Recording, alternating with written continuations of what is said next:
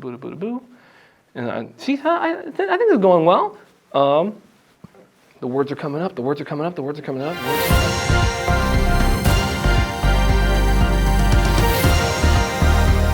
What's going on, gamers? My name is Jacob Brothers, and this is your CXP Esports Update. The story of Carlos Rodriguez continues to grow longer and longer. For those who don't know the story from now, Carlos Rodriguez is the owner and founder of G2 Esports. On September 17th, Carlos posted a video of himself celebrating G2's recent League of Legends success with Andrew Tate. For reasons that we're not going to get into, Tate was banned from all social media platforms in August of this year. When Carlos posted the video on Twitter, the internet caught fire and fans were livid that G2 owner would associate with Andrew Tate. Of all the options before him, Carlos decided to double down on this decision by saying that no one can police my friendships and that I can party with whoever the F I want. While his words were tough, his actions resulted in a 2-month unpaid suspension from the org, as well as G2 losing their spot in the VCT. It's now known that G2 is going to have a spot in the Americas League, but the controversy caused Riot to make a complete U-turn and give the spot to Leviathan or Evil Geniuses instead. This led to Carlos apologizing, and his 2-month suspension turned into a permanent parting of ways. Apparently this wasn't enough for Riot Games, because after an internal investigation, the developer ruled their official suspension of Rodriguez to run from now until November 13th of this year. Riot suspended Carlos on the grounds that he violated an article of the LEC official rules which states that members in this league, and I hope you enjoy legal talk, may not give, make, issue, authorize, or endorse any statement or action having or designed to have an effect, prejudice, or detrimental to the best interest of the league, Riot Games or its affiliates, or League of Legends, as determined in the sole and absolute discretion of the league. Long story short, you can't boast about being friends with someone who's been canceled. If Carlos wants to return to any Riot Games property, he needs to complete both a sensitivity training and executive training. The proof of completed training has to be provided to Riot within 4 months, making his earliest possible return around February 2023. But if you're Carlos Rodriguez, is it even worth coming back? Hold back your surprise, there's drama in the Overwatch League. This time the drama showed up on the doorstep of the Atlanta Reign when they announced the signing of Daniel Defran Francesca as the team's content creator. Defran used to play for the Reign in 2020, but then retired to become a content creator. Why this name is so significant to fans is because Defran is close friends with and was one of the primary supporters of Sinatra when the sky was falling concerning his sexual assault allegations. Of the things he said online, he also posted negative opinions of the woman connected to the Sinatra case, who is now dating Kai Collins, one of the current players on the Atlanta Reign.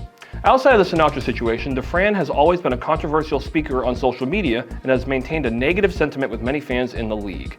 When the Reign announced the signing, Atlanta fans were livid. People were beside themselves that the team could make such a tone-deaf signing, and fans wondered how this could have happened in the first place. Almost as quickly as he was brought on, the Reign announced that they were parting ways with the content creator following the backlash. While it's surprising to think that the Reign believed signing Defran would be a good idea, at least they listened to their fanbase. Overwatch 2 has been out for over a week, and to call it a frustrating launch would be an understatement. On the day of release, Blizzard suffered not 1 but 2 DDoS attacks. This caused chaos on launch day as the entire player base was stuck staring at their place in line to get into the game, and eventually they had to do server maintenance. Then the other day, a 3rd DDoS attack struck, causing server maintenance to be done once again. While Blizzard can't control who attacks them, there is one thing they can control: bugs. After just a week of being out, Torbjorn has been pulled out of competitive and Bastion has been pulled out of all Overwatch 2 modes. The issue with Bastion was his ultimate. He was majorly reworked for Overwatch 2, and his new ultimate allows him to launch 3 bombs that come crashing down on his opponents. A bug that players discovered allows them to shoot near infinite bombs before the ultimate expires.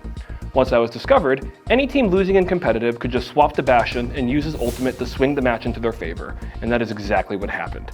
While Torb has also been put in competitive timeout, his glitch is much smaller. His overload ability, one that gives him extra speed and armor, can be triggered twice instead of once, basically making him unkillable. As a Torb main, it breaks my heart to see the devs thinking that this needs to be fixed. There's no timeline for when our heroes will return to competitive, but I doubt it won't be too long from now. Though that's not all when it comes to Overwatch 2 bugs. Now that the game has a battle pass system, various heroes are locked for newer players. This idea isn't bad on its own, but it's bad when it locks heroes that players already own. Various high-profile players were complaining that their heroes were locked that shouldn't be, causing a frustrating experience. Bugs aside, the reception of Overwatch 2 has been positive. Some fans don't like the side effects of there being only one tank, and some people being a Moira DPS instead of a Moira healer, but the rest of us are having fun in the new era of Overwatch. Perhaps a long break was all that we needed to remember that Overwatch can be fun to play after all. It's time for the pros to dust off their PlayStation 3s because an official Black Ops 2 tournament is happening this October 15th and 16th. Taking place at the Esports Stadium Arlington, Legacy pros from the past will be walking onto stage once again to compete on somewhat randomized teams for $25,000.